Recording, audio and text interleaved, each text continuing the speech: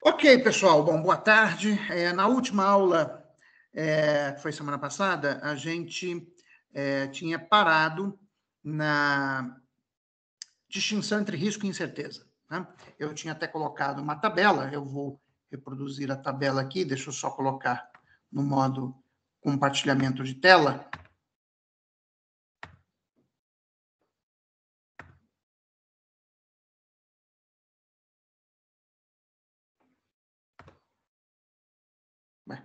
Assim. Aqui, compartilhar.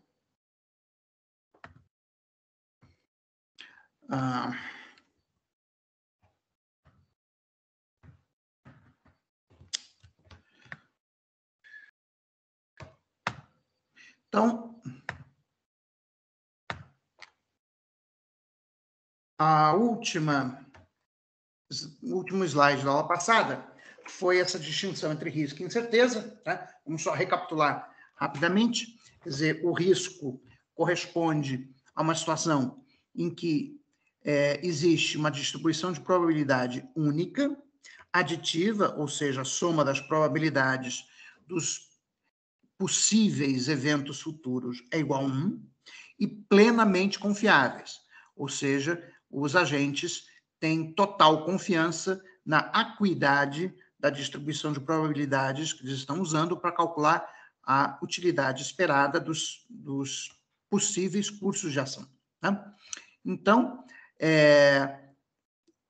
nesse caso, a gente está trabalhando com uma economia, um ambiente econômico em que existe, aqui não existe, mas que existe completude do conjunto de informações que seria necessário para tomar decisões cujos resultados possíveis são todos conhecidos. Então, o risco é uma situação em que eu não sei exatamente qual vai ser a consequência de uma determinada ação que eu tomar, mas eu sei quais são os possíveis resultados da ação que eu tomar. E eu posso atribuir uma probabilidade única, né, para cada resultado possível, a soma dessas probabilidades dá igual a 1, e eu tenho total confiança nessa distribuição de probabilidades. Tá? É basicamente isso que se faz em teoria microeconômica, quando vocês estudam, não sei se já estudaram. Micro 3 é obrigatória na UNB? Não, só até o micro 2 mesmo. Porque...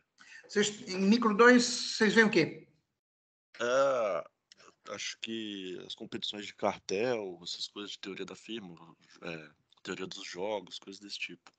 Mas e teoria da decisão, da escolha em condições de incerteza, não? Não que eu me lembre.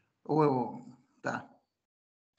Então, mas a teoria neoclássica da decisão em condições de incerteza, que eles chamam de incerteza, mas não é, na verdade em condições de risco, ela tem duas vertentes. Tem a teoria da utilidade esperada, foi Neumann-Morgenstern, e tem a teoria das probabilidades subjetivas de Savage. Né? Em geral, em micro se vê a abordagem da utilidade esperada de von Neumann-Morgenstern. Né?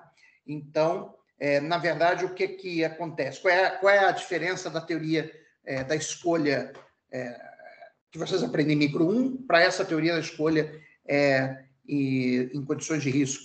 Quer dizer, na teoria da escolha que vocês aprendem no curso de micro 1, os bens, né, se diferenciam entre si apenas com respeito às suas propriedades físicas. Então, laranjas é diferente de banana, por exemplo. São dois bens diferentes. Então, eu tenho um conjunto de preferências, né, por bananas e laranjas. Né? Esse conjunto de preferências ele é expresso por intermédio de um mapa de curvas de indiferença.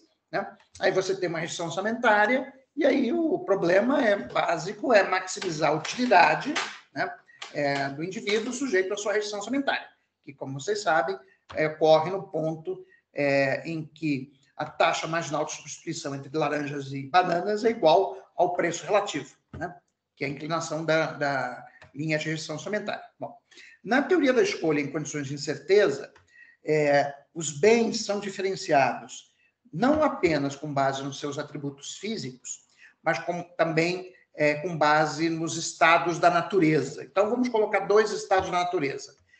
Vamos colocar frio e calor. Né? Então, eu, na verdade, não tenho apenas 2 bens, laranjas e bananas. Eu tenho laranja quando faz frio, laranja quando faz calor, banana quando faz frio, banana quando faz calor. Ou, talvez, o melhor exemplo desse caso fosse a gente pegar café e sorvete. Né? Acho que fica melhor. Tá? Então, eu não tenho apenas 2 bens, café e sorvete, mas eu tenho café quando faz frio, café quando faz calor, sorvete quando faz frio, sorvete quando faz calor. Ok? Bom, o que acontece é que esses estados da natureza, eles são mutuamente excludentes. Né? Então, quando está frio, não está calor, e quando está calor, não está frio. Tá? Então, como é que o indivíduo escolhe, né, os bens nesse caso? Bom, o que ele vai fazer é o seguinte: ele vai atribuir uma probabilidade para cada estado da natureza.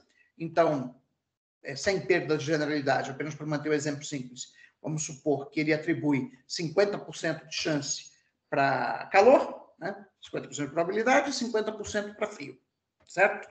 Aí você vai ter a utilidade que o indivíduo obtém quando ele consome café quando faz frio, a utilidade que o indivíduo obtém quando ele consome café quando faz calor, a utilidade que ele tem quando consome sorvete quando faz frio e a utilidade que ele tem quando ele consome sorvete quando faz calor.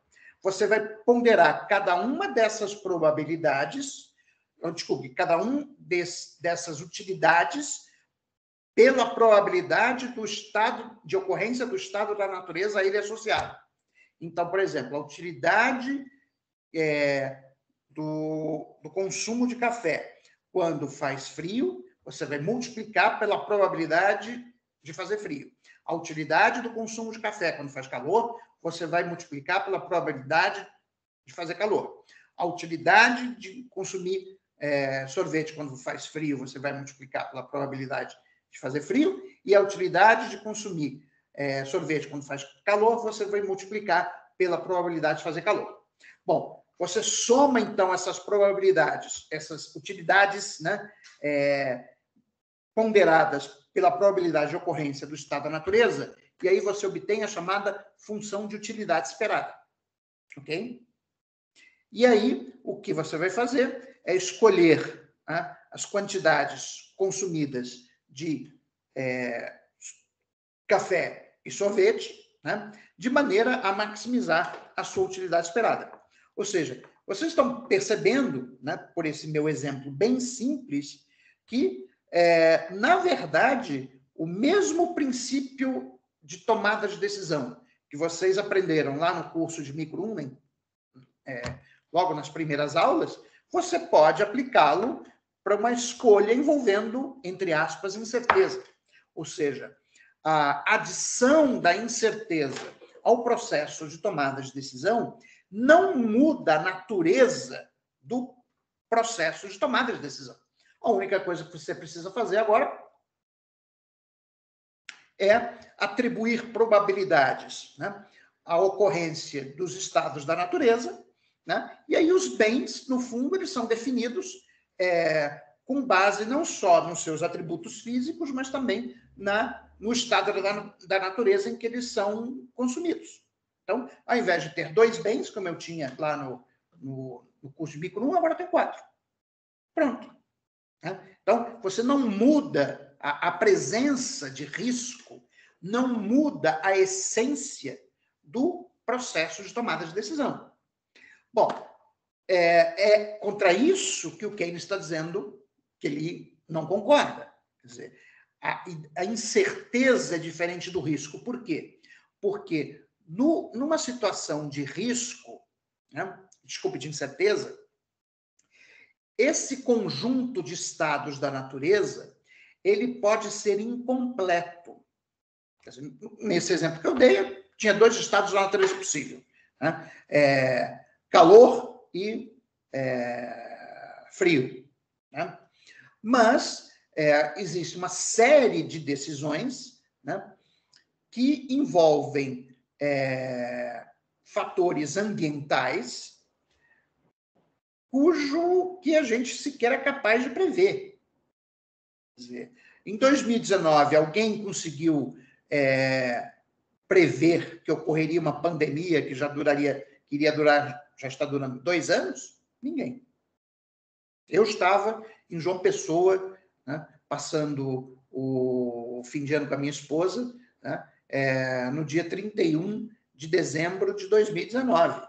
Assim, a gente estava ouvindo falar de um treco lá na China, mas nunca pensei na minha vida que a gente ia ficar trancado em casa 2 anos. Né? Então, isso é o que o Shackle chamava de evento inesperado. Se é possível a ocorrência de eventos inesperados, isso significa que o conjunto de estados da natureza não pode ser completo, ele não é completo, ele tem elementos que faltam. Né? O Shackle dizia que esses elementos que faltam são preenchidos pela imaginação do tomador de decisão. Então, você imagina, não, eu acho que pode acontecer, sei lá, uma guerra entre a Ucrânia e a Rússia, né? Ou pode acontecer de cair um cometa, enfim. Você imagina.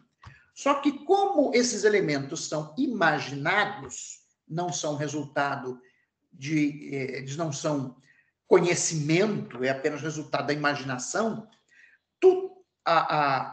aí entra um outro elemento no processo decisório que não está previsto na teoria da utilidade esperada von Neumann e Morgenstern, que é o estado de confiança. É a confiança que você tem, né, nas previsões que você está fazendo. Porque, no final das contas, os estados da natureza, uma parte deles é simplesmente chute que você faz. Olha, acho que pode acontecer isso, pode acontecer aquilo, pode acontecer aquele outro, mas no fundo é chute. Né? Então, isso muda a natureza do processo decisório, no sentido de que a decisão agora, né, envolve um outro elemento, uma segunda dimensão que não existe no caso do risco. No caso da escolha em condições de risco, o processo decisório é exatamente o mesmo do que na escolha sem risco. Na escolha sem risco, você está escolhendo bens. Na escolha com risco, você continua escolhendo bens e maximizando a utilidade. Qual é a diferença? A diferença é que os bens agora não são definidos apenas com base nos seus atributos físicos, como também eles são definidos com base no estado da natureza em que eles são consumidos. Né? E você pode ainda complicar mais a análise se você colocar uma dimensão de tempo. Né? Então, voltando ao exemplo de café e sorvete, eu posso consumir café e sorvete. Tem 2 estados da natureza, que seria calor e frio, e eu posso colocar 2 períodos de tempo diferentes, hoje e amanhã. Aí, ao invés de ter 4 bens, na verdade, eu posso... Aí eu já acho que já vou para 8, né? Porque eu posso ter café hoje fazendo frio, café hoje fazendo calor, não, café hoje fazendo calor, café amanhã fazendo frio, café amanhã fazendo calor, sorvete hoje fazendo frio, sorvete hoje fazendo calor, sorvete amanhã fazendo frio, sorvete amanhã fazendo calor. São 8 bens. Okay? Então, o princípio vai ser exatamente o mesmo. Agora, o que você vai fazer? Eu vou adicionar um desconto intertemporal para os bens que são consumidos no futuro. Tá? Então, a utilidade, né, do café consumido amanhã vai ter que ser descontada por uma taxa de desconto RO, né, que reflete a impaciência intertemporal dos agentes. Né? E a utilidade do café consumido ou do sorvete consumido amanhã também vai ter que ser descontada por uma taxa de desconto que reflete, né, a impaciência intertemporal do indivíduo, ou seja, quanto que ele prefere consumir sorvete hoje ao invés de consumir amanhã, ou quanto que ele prefere consumir café hoje ao invés de consumir café amanhã. Então, na verdade, o que a teoria neoclássica faz para tratar com risco e tempo é simplesmente reduzir risco e tempo a atributos dos bens, e aí você utiliza exatamente o mesmo arcabouço teórico que você tem na teoria da escolha em condições de certeza e na teoria estática. Ou seja, a adição do tempo e do risco não muda a essência do processo decisório, certo? E é justamente contra... Quer dizer, e a economia pós-keynesiana, ela diz, não, isso não é verdade. Quando você adiciona tempo, você adiciona incerteza. Né? Por quê? Porque decisões cujo resultado só será conhecido após um longo intervalo de tempo estão sujeitas à incerteza que vai afetar a maneira pela qual os agentes tomam decisões, porque eu vou adicionar uma segunda dimensão, né, nesse processo decisório, que é o estado de confiança. Bom, a teoria pós-keynesiana, em sentido bem lato aqui, né, atribui 3 fontes possíveis de incerteza, uma que eu chamo de incerteza fundamental, né, em que não existe uma lista pré-determinada ou previamente conhecida de possíveis resultados decorrentes de uma determinada decisão, ou seja, nos termos da teoria convencional, né, de tomada de decisão, o que a incerteza fundamental está dizendo é que o conjunto de estados da natureza é incompleto. Ok? Bom, a segunda fonte é a ambiguidade. Na ambiguidade, eu sou até capaz de fazer uma lista completa de estados da natureza, mas eu não estou seguro sobre a veracidade dos elementos que compõem essa lista. Ou seja, eu não tenho confiança nos elementos, pelo menos em alguns dos elementos que compõem o estado da natureza, né? Então, eu não tenho confiança plena na distribuição de probabilidades que eu faço para esse conjunto de estados da natureza. Né? É esse conceito de ambiguidade de um autor italiano, professor da Universidade de Siena, chamado Antonio Vercelli. Né? E a terceira fonte de incerteza é a incerteza processual, que é decorrente das limitações computacionais e cognitivas dos seres humanos. Como ficou claro nesse meu exemplo simples, né, em que eu tenho que escolher entre 2 bens, né, café e sorvete, quer dizer, na teoria em que eu não tenho tempo nem incerteza, o processo decisório é simples. Você maximiza uma função de utilidade que tem 2 argumentos. Agora, na medida que eu vou adicionando tempo e vou adicionando incerteza, o que acontece? O número de bens possíveis vai aumentando. Né? Quer dizer, de 2 eu passei para 8. Então, o que isso significa? Que na medida que eu vou adicionando dificuldades no processo decisório, né? À medida que eu vou tornando o processo decisório mais complexo, eventualmente os indivíduos não terão a capacidade cognitiva necessária para tomar uma decisão, que é o conceito Herbert Simon de racionalidade limitada. Então, na medida que o processo vai ficando complexo, né,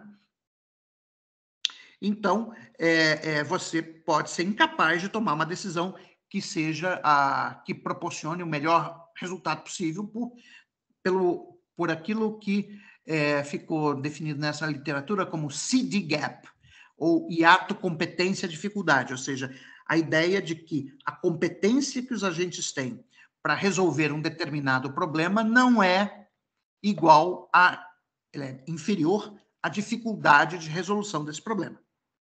Ok até aqui? Tudo certo. Beleza. Então, ficou bem entendido, gente, essa distinção entre risco e incerteza? Né? Isso aqui é fundamental. Então, tem dúvida, fala logo. Não, ficou bem claro. Ficou bem claro. Ok. Bom, então, definição. Agora a gente vai para uma definição técnica de incerteza. Definição de incerteza forte. Os agentes econômicos sabem que não têm toda a informação necessária para avaliar os resultados possíveis de suas decisões. Neste contexto, as crenças do tomador de decisão não podem ser representadas por uma única distribuição de probabilidades confiável a respeito dos eventos futuros. Os agentes sabem que não são capazes de definir uma lista completa de eventos ou estados da natureza que podem ocorrer no futuro. Né? Isso pode ser originado por um problema de regressão infinita. Por exemplo, as expectativas que os agentes econômicos formam a respeito da rentabilidade futura de um ativo pode depender, entre outras coisas, da forma pela qual os demais agentes irão alocar a sua riqueza entre os diferentes ativos, a qual depende das expectativas que esses agentes irão formar sobre a rentabilidade futura dos mesmos. Ou seja, eu caio num problema de regressão infinita.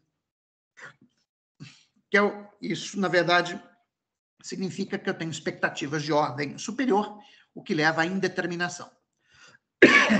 Nesse contexto, a construção de um conjunto completo de estados da natureza exige o uso da imaginação, o que introduz tanto a multiplicidade de distribuições de probabilidade como o elemento estado de confiança no processo de formação de expectativas.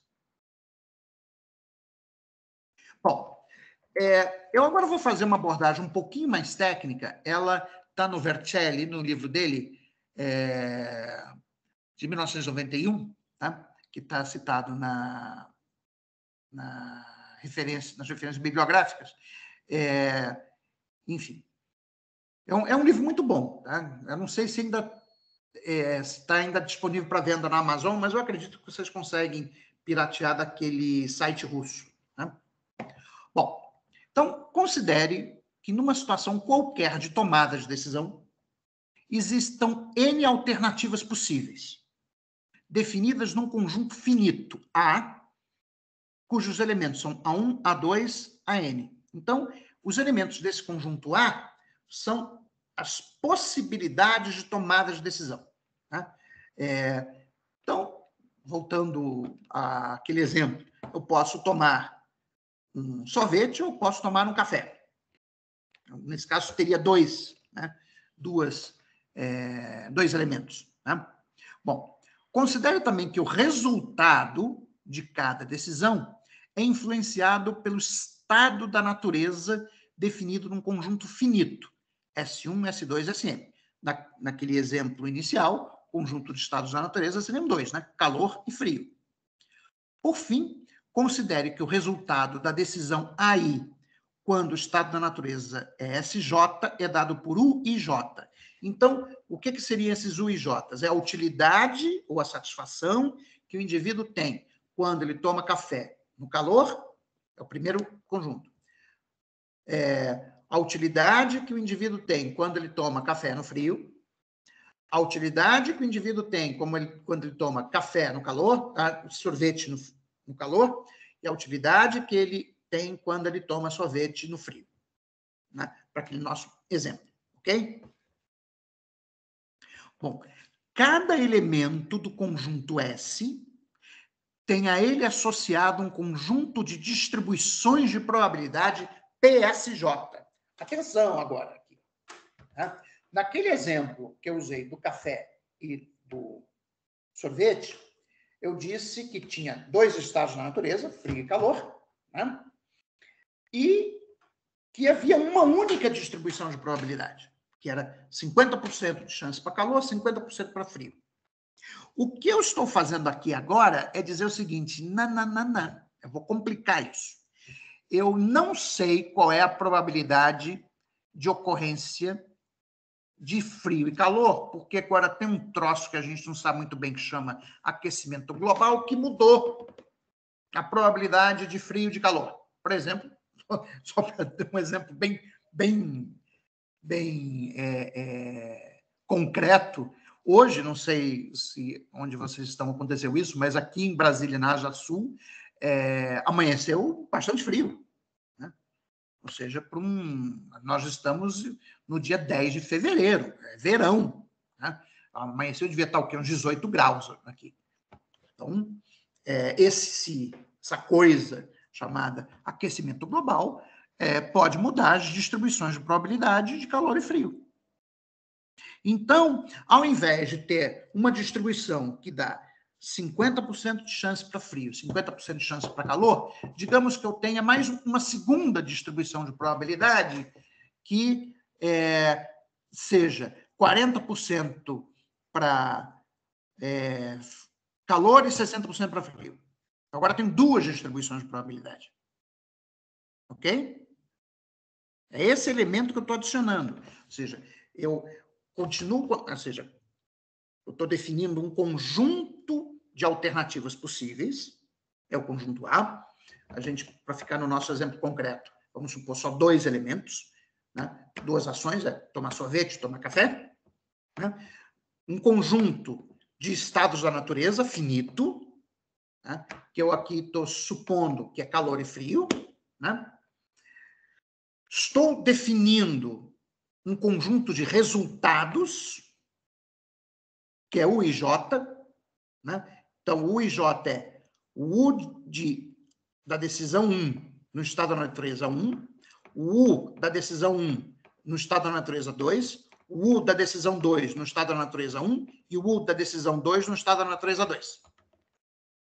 Só que agora, a distribuição de probabilidades deixa de ser única. Ou seja, cada elemento do conjunto S tem a ele associado um conjunto de distribuições de probabilidade PSJ, uma vez que o conhecimento possuído, né, pelo agente não é suficiente para a construção de uma única distribuição de probabilidade sobre o conjunto em consideração. Bom, então, nesse contexto, a utilidade esperada de tomar um sorvete vai ser a utilidade de você tomar um sorvete no estado da natureza calor, né, multiplicado pelo conjunto de distribuições de probabilidade. Então, agora eu vou ter o seguinte, eu tenho a utilidade esperada, eu tenho a utilidade de você tomar um sorvete quando faz calor, vezes a probabilidade 1 de ocorrência do calor, mais a utilidade de você tomar um sorvete quando faz calor, vezes a segunda probabilidade de fazer calor. Ok? Então, a minha utilidade esperada agora envolve observem que eu estou aumentando a complexidade do problema de tomada de decisão, tá? Porque agora eu estou lidando com mais de uma distribuição de probabilidades. Bom, quando eu estou lidando com mais de uma decisão de probabilidades, a minha decisão tem que ser em duas etapas. Na primeira etapa, o tomador de decisão vai restringir o conjunto de distribuições de probabilidade a um subconjunto P-estrela tido como epistemologicamente possível, uma vez que algumas distribuições de probabilidade são tidas como mais confiáveis do que outras por parte do tomador de decisão. Então, como é que você define esse conjunto? Né? Bom, a regra, né, vai ser a seguinte: seja R a probabilidade condicional de se selecionar uma distribuição de probabilidades qualquer quando a mesma é verdadeira.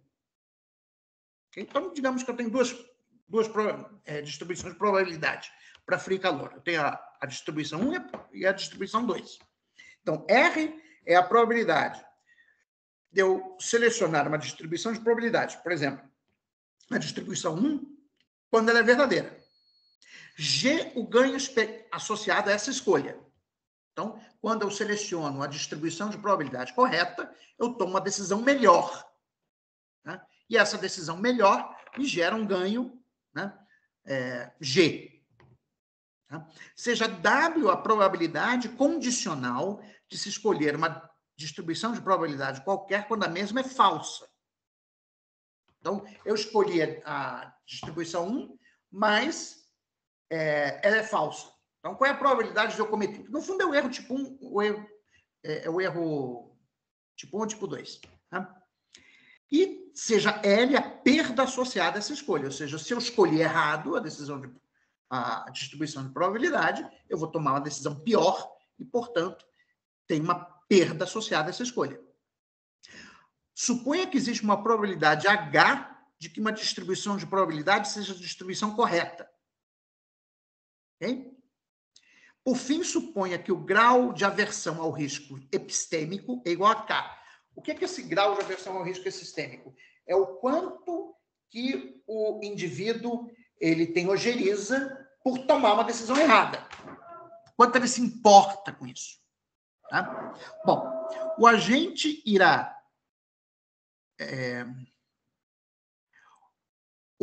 selecionar uma distribuição de probabilidade se e somente se o ganho esperado, que é o GRH, menos a perda esperada, for maior do que o grau de aversão a risco. Supondo, por simplicidade, que esse grau de aversão a risco é igual a zero, ou seja, que o indivíduo é risco neutro do ponto de vista epistemológico, né? Temos que o nível mínimo de confiabilidade abaixo do qual a distribuição de probabilidade subjetiva não é considerada, que é o T estrela, vai ser igual à razão entre R sobre W, que então vai ser dado por L sobre G, que multiplica 1 menos H sobre H. Tá? Então, essa é a maneira pela qual eu defino a linha abaixo do qual o nível mínimo de confiabilidade, abaixo do qual eu desconsidero uma distribuição de probabilidades, como parte do conjunto que eu vou levar em conta no meu processo de tomada de decisão. Bom, na segunda etapa, o agente vai computar a utilidade esperada mínima para cada elemento do conjunto A, ou seja, o menor valor de UIJ para esse conjunto de probabilidades epistemologicamente confiáveis, e então escolhe a alternativa de decisão que proporciona a maior utilidade esperada mínima entre todas as alternativas possíveis. É o chamado critério MEU, Minimum Maximum Expected Utility. Tá? Ok até aqui? Tudo ok. Tudo bem? Bom, então, com isso, a gente pode fazer uma definição, uma distinção técnica entre risco e incerteza. Risco refere-se a uma situação na qual uma única distribuição de probabilidades é epistemologicamente possível. Incerteza forte refere-se a uma situação na qual existem várias distribuições de probabilidade epistemologicamente possíveis, e ignorância completa refere-se a uma situação na qual nenhuma distribuição de probabilidades é epistemologicamente possível. A incerteza simples ou risco só pode ser assumida se as seguintes condições forem atendidas. Primeiro, o processo estocástico com o qual se defronta o tomador de decisão é estacionário. Né? Então, o que é um processo estacionário? O processo estocástico é estacionário quando a média da amostra converge para a média da população. Então, vamos voltar ao exemplo de calor e frio. Né? Então, um dia qualquer do ano pode fazer calor ou pode fazer frio, certo? Resumidamente, tá? Não vou ficar aqui dizendo, pode fazer tantos graus e, enfim, Simplesmente vou definir dessa maneira. Num dia qualquer do ano, pode fazer frio, pode fazer calor. Okay? Na medida que o tempo passa, né, as pessoas aprendem, por exemplo, que no verão é maior a probabilidade de dias quentes. Por quê? Porque a frequência relativa, né, quando você pega, né, os 365 dias do ano, né, e você observa qual é a proporção de dias do ano que é quente, esses dias estão concentrados nos meses, digamos, de dezembro, janeiro e fevereiro. Brasília não é bem assim, porque aqui chove. Né? Na verdade, o calor aqui em Brasília é no inverno, né? Ou no final do inverno, que é agosto e setembro. Mas, enfim, pega uma cidade como Rio de Janeiro, é assim. Né? Dezembro, janeiro, fevereiro, até meados de março, você tem uma maior proporção de dias quentes. E maio, junho, julho, você tem uma maior proporção de dias frios. Né? Então, observando a frequência relativa, né, dos dias quentes e frios, eu consigo dizer, né, ou inferir uma probabilidade, né, para se o dia vai ser quente ou vai ser frio. Então, a probabilidade de que no dia 10 de fevereiro de 2022 seja um dia quente, né, é uma probabilidade alta, sei lá, 80%. Mas, como a gente viu hoje, não é. Hoje não está um dia quente. Né? Mas é maior a probabilidade. Ou seja, no fundo, o que eu estou fazendo é inferir, né, a probabilidade real de ocorrência de calor ou de frio com base na frequência relativa de dias frios e quentes ao longo, sei lá, de um período longo, 30 anos. Né? Bom, agora, para que a frequência relativa convirja para a média da população, ou seja, para que a média da amostra, né, convirja para a média da população, a distribuição de probabilidades entre dias frios e quentes ela tem que ser estacionária. Né? Nesse exemplo que eu estou dando para vocês, ela não está sendo estacionária, a gente está vendo isso, né? Na verdade, a gente está tendo uma proporção cada vez maior de dias quentes no ano, né? Do que tínhamos há 30 anos atrás, por conta do aquecimento global. Então, a distribuição de probabilidade real, ou da população, né, entre dias quentes e frios, ela está mudando ao longo do tempo. Se ela está mudando ao longo do tempo, então eu não consigo aprender. Né? Porque o processo estocástico ele não é estacionário. Porque se o processo estocástico é estacionário, né, você consegue, depois, né, de repetir, né, depois de diversas observações, você consegue saber qual é a probabilidade de fazer calor ou de fazer frio. Né? Um exemplo mais simples é o jogo de dados, por exemplo. Né? Se eu pego um dado não viciado, né, eu sei que se eu atirar 1000 vezes, né, se eu jogar o dado 1000 vezes, cada face vai ocorrer aproximadamente, né, em 1/6 dos lançamentos. Então, se eu tenho 1000 lançamentos, né, então cada face vai ocorrer em média na razão de 1000/6. Né? Bom, mas além do processo ser estacionário, né, uma segunda condição necessária para que prevaleça o risco é que o processo estocástico deve ter persistido por um intervalo de tempo suficientemente longo para o tomador de decisão se ajustar plenamente ao mesmo. Bom, é aí que chegamos ao conceito de ergodicidade. A média temporal de um processo estocástico deve coincidir com a média espacial do mesmo, ou seja, a média temporal de uma única realização histórica de um processo estocástico deve coincidir com a média de todas as possíveis realizações do referido processo. Se isso acontecer, history does not matter. É o axioma da ergodicidade. O Paul Samuelson tem um artigo que ele escreveu há muitos anos atrás. Deixa eu só sair aqui do modo de exibição, ver se eu consigo achar esse artigo aqui na internet. Samuelson ou Samuelson?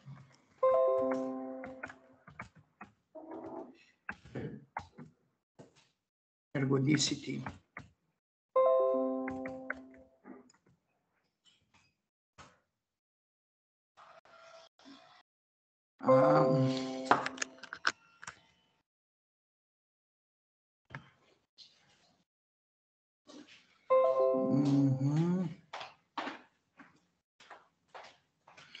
Deixa eu entrar aqui na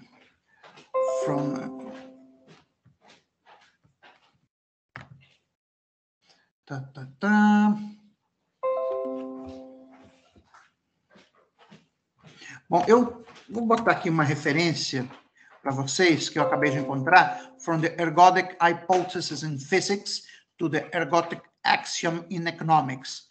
É um texto do Mark Kirsten, né, da Universidade de Dresden.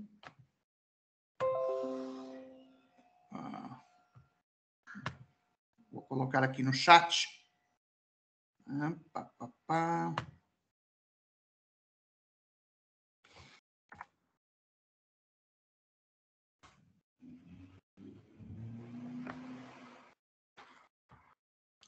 Agora deixa eu só ver aqui o que ele fala do Samuelson. Quer dizer, qual é o texto do Samuelson, na verdade?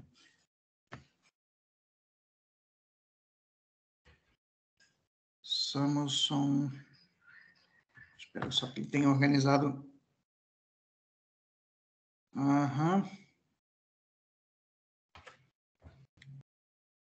Paul Samuelson...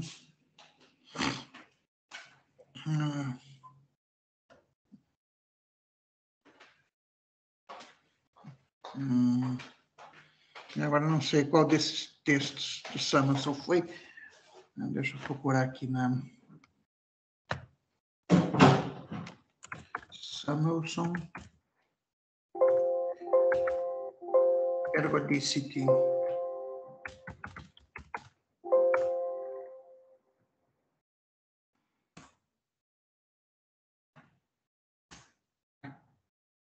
Está querendo entrar por causa de quê?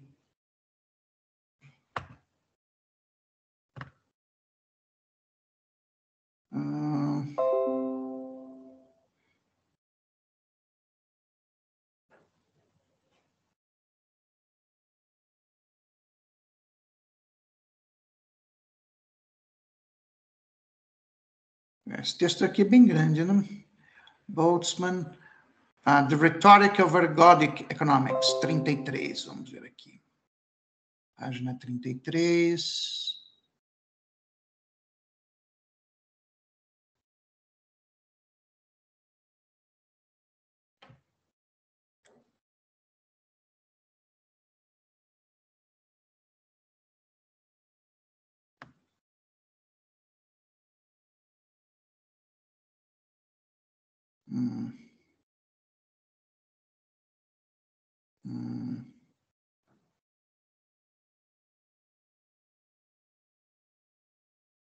Vamos ver aqui, 33. Metodológico 33.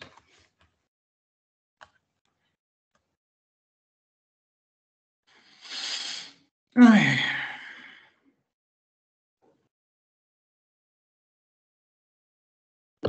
Professor, Sim. depois que o senhor achar o texto do Samuelson, você pode explicar de novo, por favor, essa noção de ergodicidade como a coincidência da média espacial com a média temporal? Então, vamos... Bom, aqui eu acho que eu... Master... Clássico de...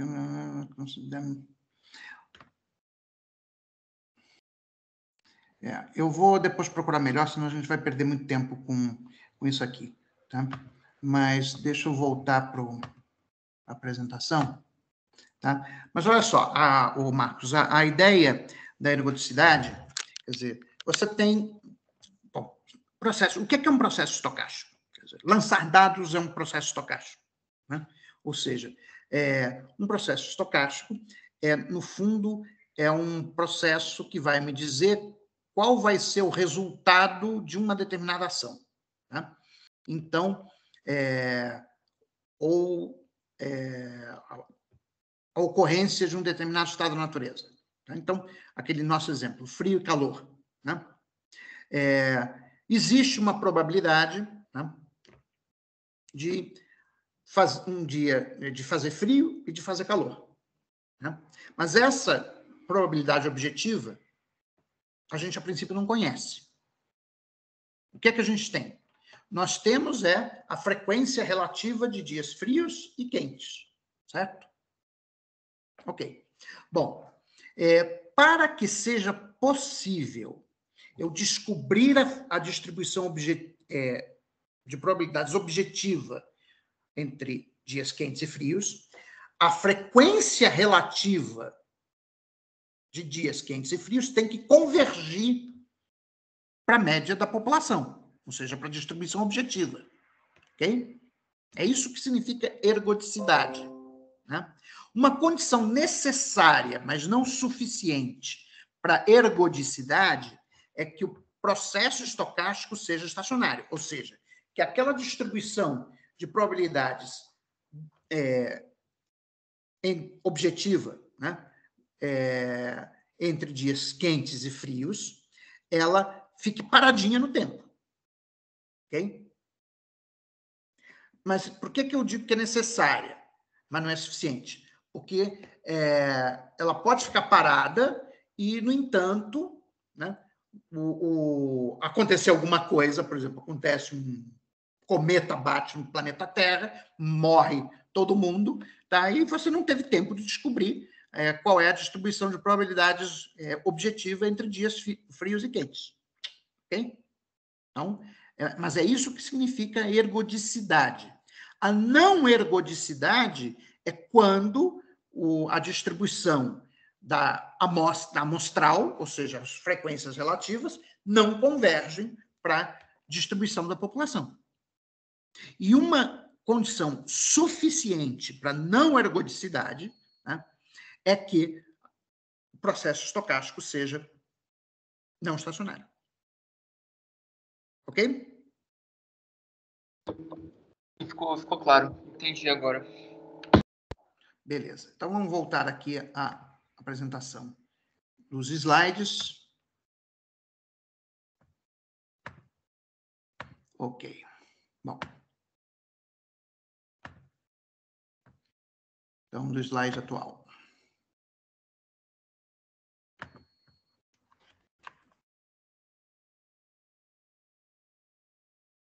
Bom.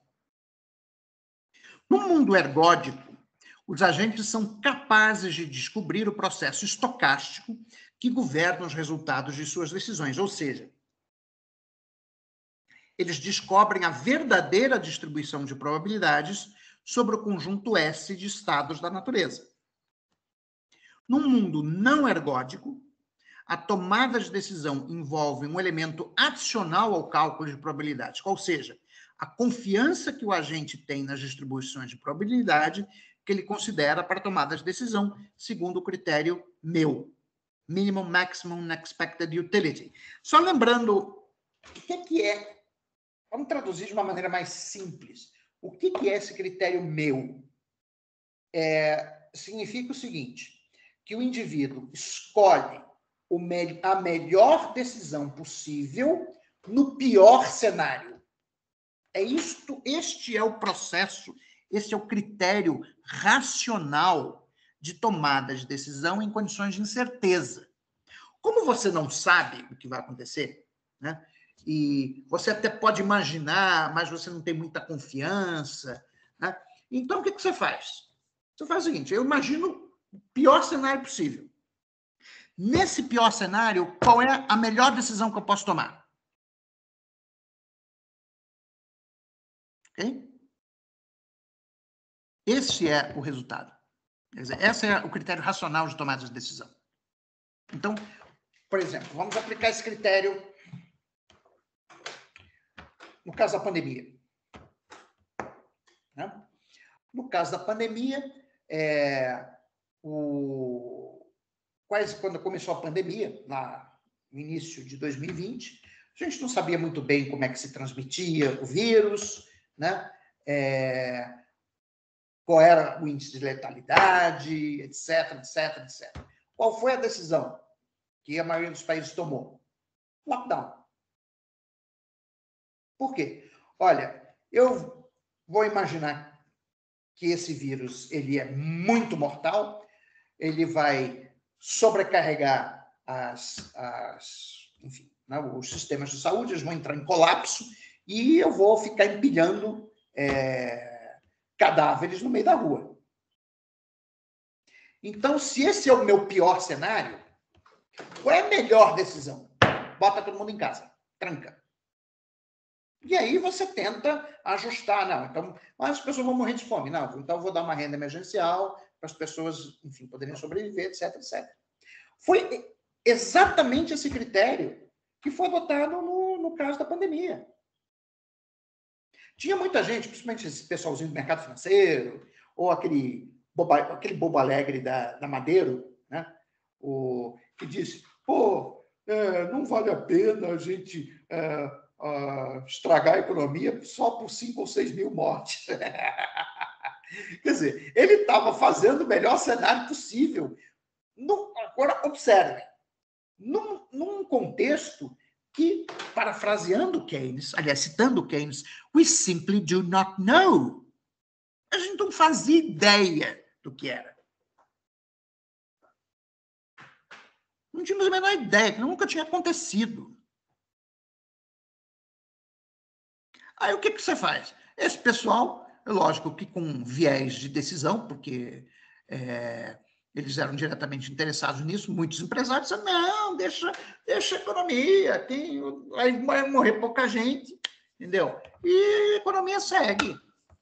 Quer dizer, ele estava fazendo um cenário absolutamente otimista, que iam morrer 5 ou 6 mil pessoas. Pois é, morreram, não foram 6 mil, morreram 600 mil, ou seja, 1000 vezes mais do que ele tinha imaginado. Tá lá, vocês podem procurar na internet, vocês vão ver lá o dono Bandeiro, lá dizendo, no início da pandemia, só vai morrer 5 ou 6 mil pessoas. Não vale a pena a gente trancar a economia. Então, o que foi a decisão tomada no Brasil e nos outros países? Foi assim, tranca. Tranca porque a gente não sabe como é que a gente vai lidar com esse troço. Aí depois é que se aprendeu, que o uso de máscaras PFF2, né, reduz muito, praticamente essas da 3M, praticamente elimina o risco de contágio, se todo mundo estiver usando. Então, com base no conhecimento que você teve a posteriori, né, você poderia ter feito medidas menos restritivas, simplesmente obrigando todo mundo a usar a porcaria da máscara. Você não precisaria ter trancado. Certo? Mas ninguém sabia como é que se transmitia, se ele passava pela máscara, se não passava, qual era o índice de letalidade, como é que ia ser, etc. Entendeu? Quais eram, né, que você poderia ter medidas de distanciamento social que não implicassem lockdown. Por exemplo, a Alemanha não foi tão radical quanto a Itália. Tá? O Reino Unido deixou o carro correr solto, mas depois teve que voltar atrás. Né? Mas, enfim, isso é o que a gente está chamando de decisão em condições de incerteza. Você não sabe. Né? Como aconteceu no início da pandemia. Eu não sei. Eu sei que pode dar muito ruim. Esse é o pior cenário possível. Era o cenário, os médicos estavam falando já com base, né, no que estava ocorrendo na cidade de Bérgamo, na Itália, em que os médicos tinham que literalmente escolher quem ia viver, quem ia morrer. Né? Aí, a decisão foi... Qual foi a decisão? Qual é o pior cenário possível? Que Bérgamo ocorra em todos os outros lugares. Esse é o pior cenário? O que a gente faz? Qual é a melhor decisão que a gente pode tomar? tranca todo mundo em casa. Esse é o critério meu. Ok? Entendido, pessoal? Entendido, professor. Bom. Ok. Agora, voltando à questão do estado de confiança. Mudanças exógenas do estado de confiança podem, portanto, afetar as decisões racionais tomadas pelos agentes econômicos. Nas palavras do Keynes, the state of long-term expectation upon which our decisions are based does not solely depend, therefore, on the most probable forecast we can make. It also depends on the confidence with which we make this forecast, on how highly we rate the likelihood of our best forecast turning out to be wrong. If we expected large changes, but we are very uncertain as to what precise form these changes will take, then our confidence will be weak.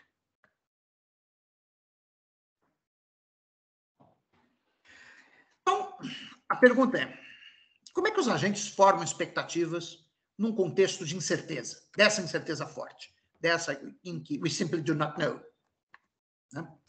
Bom, aí que entra o papel das convenções.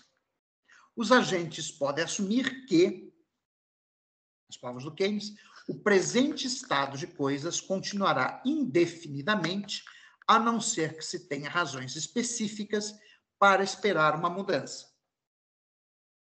Ou seja, os agentes adotam expectativas adaptativas.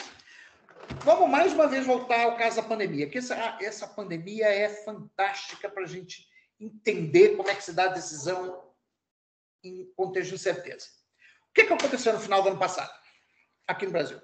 Os casos de Covid caíram abruptamente, né? Os casos e as mortes. Né? Quer dizer, vocês devem estar lembrados que no início de 2021, tá, para volta de março, a gente chegou a ter quase 5 mil mortes por dia, né? Mas, na medida que a vacinação foi avançando, né? O número de casos, o número de mortes caiu significativamente. Eu acho até que teve alguns dias, em novembro, se não me falha a memória, né, que o número de mortes por dia ficou abaixo de 100. Né? E em várias cidades brasileiras, inclusive, você teve vários dias de 0 morte. Né? Aí o pessoal pensou, beleza, acabou o Covid. Acabou o Covid. Todo mundo foi, vocês inclusive, né?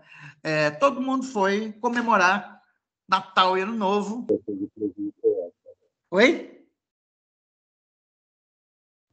Vocês, inclusive, foi ótimo, você está comentando. Não dá para Tá entender baixinho, muito, não, né, Rafa. Acho que microfone? seu microfone tá meio ruim. Oi? Só falo que eu acho que o microfone do Rafael tá meio ruim, não dá para entender. Não, eu acho que o Rafael falou que o comentário foi ótimo. Vocês, inclusive, não, vocês foram, não foram? Eu fui acometido pelo Covid também. Então, é isso que eu estou dizendo. Qual foi a racionalidade? Agora, qual foi a racionalidade da tua decisão?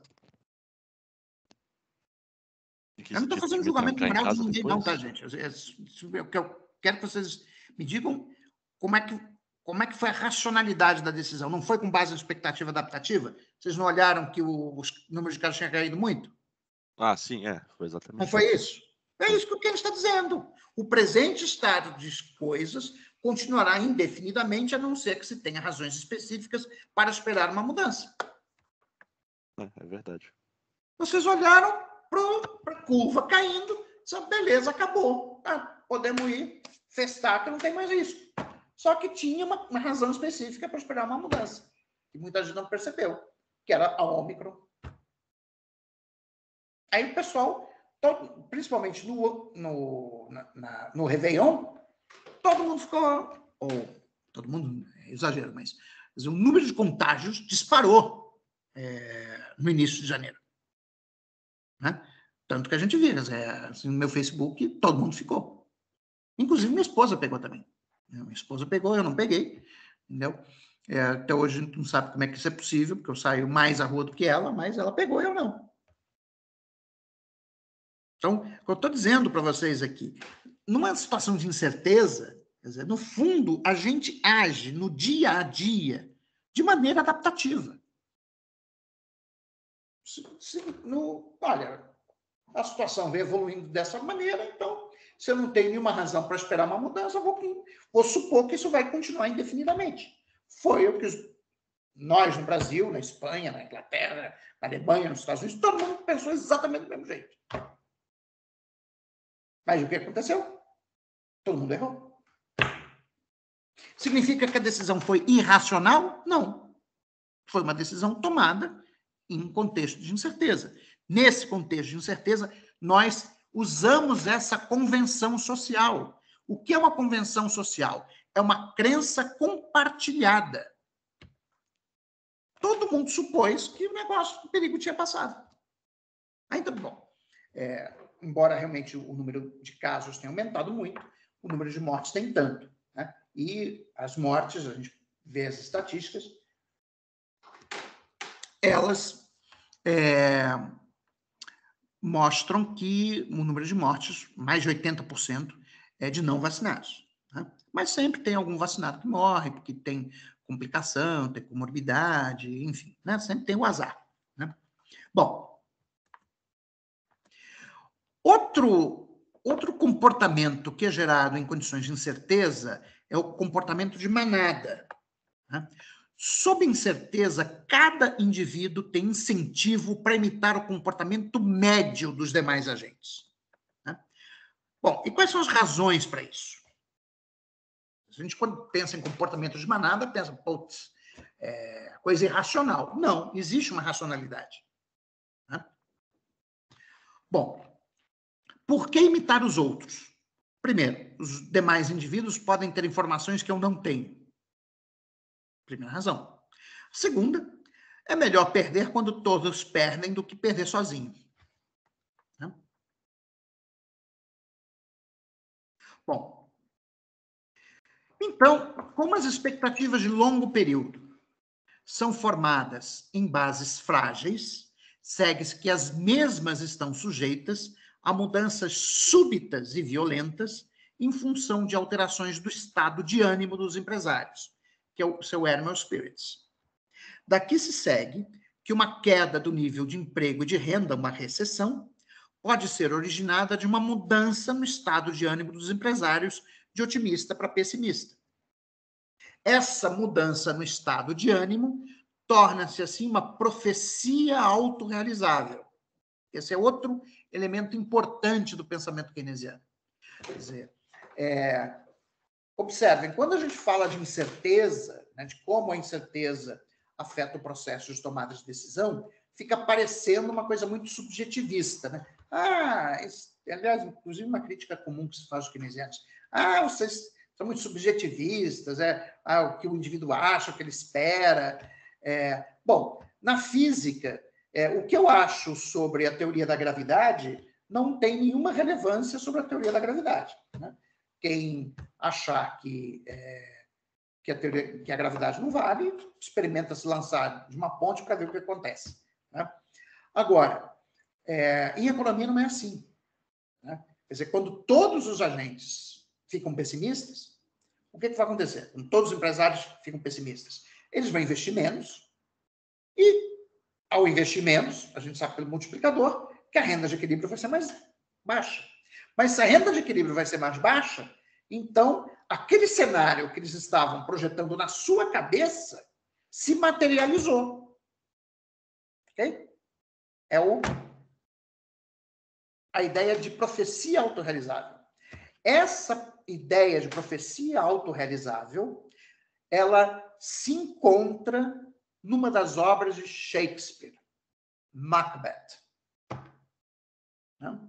Eu dou meio ponto na média final para quem, na próxima aula, me der uma boa explicação do porquê que em Macbeth está contido, já está formulado o princípio da profecia autorrealizável. Tá? Está na obra de Macbeth, na obra de Shakespeare, Macbeth. Está valendo meio ponto na média final. Tá? Bom, mas vamos parar por aqui hoje a exposição para que a gente possa, enfim, fazer aí os comentários, vocês possam fazer os comentários que vocês quiserem.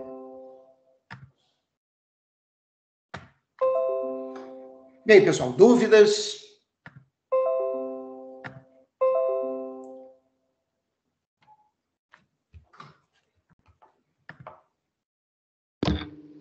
Professor, eu posso fazer uma pergunta sobre a aula passada, que não estava aqui, mas que ficou... Sim. Em relação à eficiência marginal do capital, ele acaba sendo uma taxa a qual a gente, né, um escalar que a gente soma na fração, né, do é um fator de desconto Isso. que equaliza o valor presente do fluxo de caixa esperado da compra, o fluxo de caixa esperado de um bem de capital recentemente produzido com seu preço de oferta.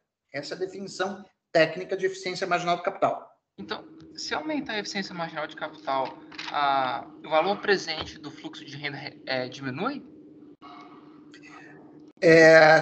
Não é isso. Na verdade, é o contrário. Se o fluxo de caixa aumentar, né, a taxa que converte, que equaliza o valor presente desse fluxo de caixa com o preço de oferta aumenta. Entendi. Ele está no denominador. Tá? Então, se você aumentar todo o fluxo de caixa, né, ou não precisa nem aumentar todo o fluxo de caixa, basta aumentar um dos elementos do fluxo de caixa, você aumenta a eficiência marginal do capital, porque o preço de oferta está dado. Então, se você está aumentando o numerador, né, então o fator de desconto tem que aumentar. Então, a eficiência marginal é endógena, né, nesse sentido. Sim, porque ela é você calcula ela, ou seja, uma variável dependente, ou seja, o fator que equaliza o valor presente do fluxo de caixa com o preço de oferta do bem de capital. Entendi. Portanto, ele depende do estado de expectativas. Porque se os empresários reformularem o estado de expectativas, por exemplo, ficando mais pessimistas, isso vai reduzir a eficiência marginal do capital. É por isso que tem instabilidade no capitalismo. Quer dizer, toda essa discussão que a gente fez no final da aula passada e na aula de hoje, tá, sobre incerteza, expectativas, estado de confiança, no fundo vai para dizer que a eficiência marginal do capital pode ser modificada por alterações no estado de confiança. Que é um elemento que não está presente, eu repito a importância disso, ele não está presente na teoria convencional de tomada de decisão. A teoria convencional de tomada de decisão, simplesmente ela reduz, no fundo, ela reduz tanto o tempo quanto a incerteza a propriedades dos bens.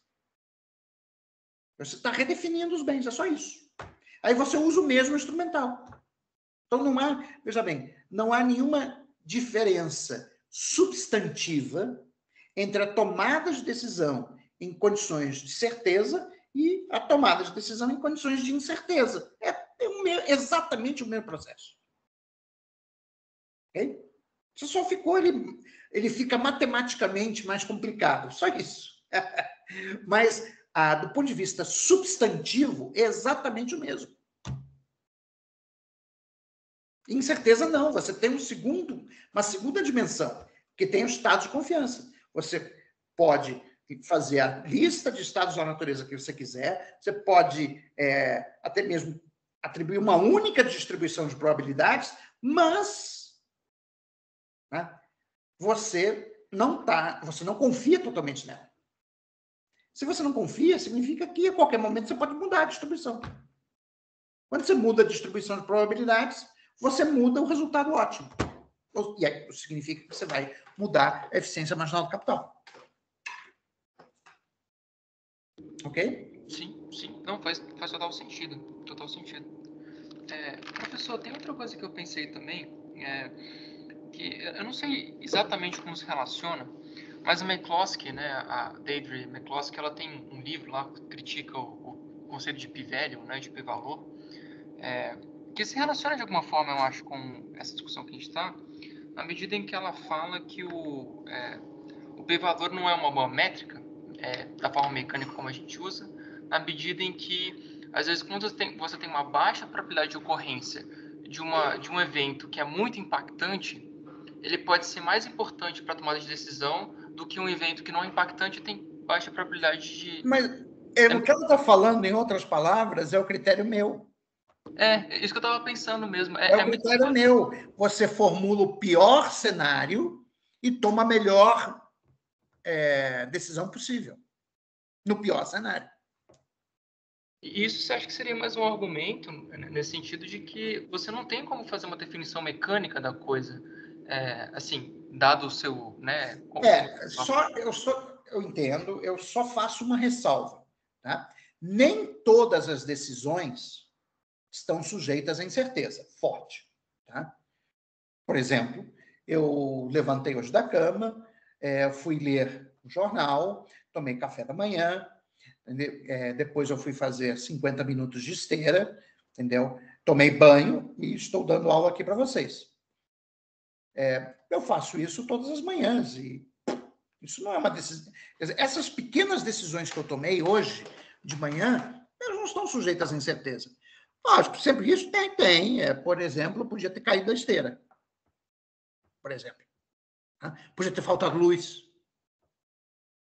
Tem coisas que podem acontecer, entendeu? Mas, assim, são decisões rotineiras. Por isso a distinção entre expectativas de curto período e de longo período. Né? As decisões rotineiras, que são revistas a intervalos curtos de tempo, não estão sujeitas à incerteza. Né? E para essas decisões, a convenção faz todo sentido. Ou seja, eu não tenho nenhuma... Não tenho... Hoje, quando eu acordei, não tinha nenhuma razão para supor que o dia de hoje seria essencialmente diferente do dia de amanhã. Às vezes acontece. Né? Por exemplo, o 11 de setembro de 2001 nos Estados Unidos. Foi um dia completamente diferente dos outros. Tá? Mas, em geral, não é. Tá? Então, o que eu estou dizendo aqui, essas críticas que eu estou fazendo, o que os pós-keynesianos estão fazendo ao processo de tomada de decisão, etc., não invalida todo e qualquer exercício econométrico. Tá? Esse é o ponto. Você não pode jogar fora o bebê com a água da bacia. Tá? Você tem que saber em que situações os exercícios econométricos eles são confiáveis, ou mais confiáveis, e aquelas que são menos confiáveis. Tá? Então, eu acho que esse é um ponto importante. Sim, ótimo. Me parece que a McCloskey meio que reinventou a roda pós-keynesiana nesse sentido, então, porque o livro é razoavelmente recente, acho que é do começo dos anos 2000, e ela fala justamente isso, na verdade. Não, essa discussão já vem, quer dizer, desde que houve a edição do Collected Writings of John Maynard Keynes, em 1973, pelo Donald Mugrich, né, que você já tem uma releitura da teoria geral, no qual e dos escritos do Keynes, no qual a incerteza tem um papel fundamental. Né? E, assim, por exemplo, a definição técnica de incerteza vem do Davidson, de um artigo de 1988, publicado no Cambridge Journal of Economics. Então, essa coisa a gente já sabe há muito tempo. Entendeu? Só o que eu estou chamando a atenção é que a gente não pode cair no niilismo. Achar, é tudo incerteza, então nada que se faça em econometria presta. Não, isso não é verdade. Né? Agora, tem coisas que eu digo que não vale um tostão furado. Por exemplo, estimativa de produto potencial. Isso aí, meus amigos, pode jogar fora, que não tem menor sentido. Né? Porque todas as estimativas, seja filtro HP, função de produção, no fundo, você está olhando para o passado. Tá? Você está usando exatamente a convenção do Keynes. Quer dizer, por que os economistas dizem, mas o crescimento potencial do Brasil é muito baixo, é 1,5%, temos que fazer reformas. Por que é muito baixo? Porque nos últimos anos cresceu pouco. O filtro HP é só uma ferramenta matemática que vai formalizar uma convenção que, no fundo, é essa. Quer dizer, como a economia vem crescendo pouco há alguns anos, então as pessoas acham que mudou o potencial de crescimento. Só isso. Tão simples quanto isso. Ok, Marcos? Sim, sim. Sim, perfeito. A McCloskey até dá um exemplo assim, interessante, que é a decisão de você, por exemplo, sair correndo para atravessar a rua com o seu bebê para fazer alguma coisa é diferente da sua decisão de ir fazer compra, por exemplo. Porque uma tem a probabilidade do pequeno bebê morrer, outra não. Então, são duas decisões que... Assim, você atravessar a rua correndo, mas também você está vendo os carros, né? É verdade. Então, assim, não veja bem, essas decisões... Por isso que eu chamo a atenção. As decisões rotineiras, né, que são decisões do dia a dia, via de regra, não estão sujeitas à incerteza. Lógico, sempre existe a possibilidade do Tico e do Teco não baterem, né? Não sei se vocês já ouviram falar dessa história, mas não sei se foi no Rio de Janeiro ou em alguma cidade do Brasil, tá, que um sujeito teve duas brilhantes ideias. A primeira foi de esvaziar a piscina para limpar, até aí tudo bem. A segunda brilhante ideia foi ele sentar em cima do ralo. Né? Não preciso dizer o que é que aconteceu, né? Uma sucção, o que é que ela fez com o interior do sujeito. Entendeu? Aí foi incerteza, não, foi que o Tico e o Teco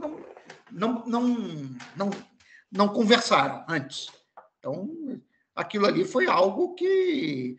foi imprevisível, realmente, quando o indivíduo é irracional, dá um surto de irracionalidade, pode fazer uma besteira, e realmente... Mas aí a teoria econômica, por isso que eu não... Desde o início do curso, eu disse para vocês o seguinte, incerteza não gera comportamento irracional, ela gera outro tipo de comportamento, mas que é racional nas condições que a gente está supondo. Ok? Porque comportamento irracional é não analisável. Como é que você vai explicar? O sujeito teve a brilhante ideia de sentar no ralo da piscina quando está esvaziando a piscina. É lá o que deu na cabeça do sujeito. Achou que ia ser engraçadinho. Ele queria sentir a sensação. Sentiu. Foi a última coisa que ele sentiu na vida. Ok? Sim, sim. Obrigado. E aí, pessoal, mais alguma coisa? Acho que não. Acho que depois dessas dúvidas ficou tudo bem claro. Ok, então eu vou parar aqui a gravação.